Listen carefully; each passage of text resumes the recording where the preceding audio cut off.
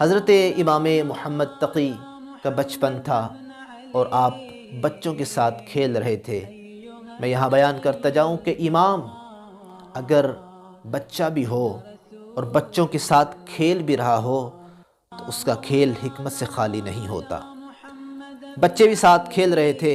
اب یہیں پہ فرق ہوگا عام بچوں میں اور امام کے بچے میں۔ یہ مامون رشید کا زمانہ ہے۔ مامون رشید گزرا اور کیا دیکھا کہ بچے کھیل رہے ہیں۔ مامون رشید کو دیکھ کے باقی بچے بھاگ گئے اور ایک بچہ کھڑا رہا۔ اور یہ بچہ کیوں بھاگے اور کیوں نہ کھڑا رہے؟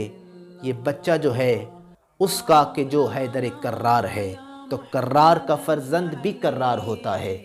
مامون رشید نے آ کے پوچھا، اے بچے باقی بھاگ گئے، آپ کیوں نہیں بھاگے؟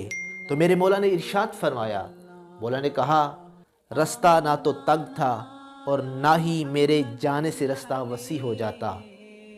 دوسرا یہ ہے کہ مجھے حسن ظن ہے کہ تو کسی بے جرم کو سزا نہیں دیتا، اور میں نے تو کوئی جرم نہیں کیا ہے۔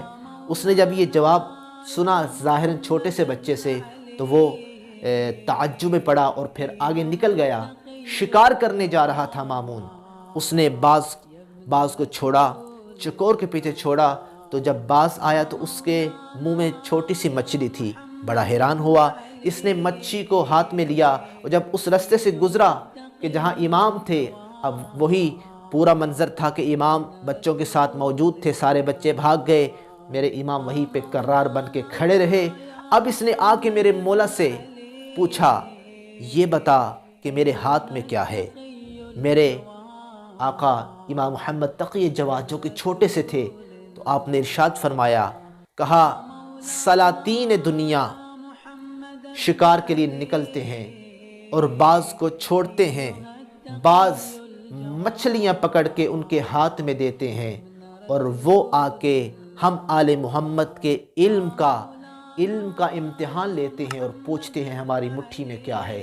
جب اس نے یہ سوال کا جواب سنا تو وہ اسے معلوم ہو گیا اور کہنے لگا، ہو نہ ہو آپ بھی آل محمد کے گھرانے کے ہیں، آپ اسی آل محمد کے گھرانے کے کوئی امام ہیں۔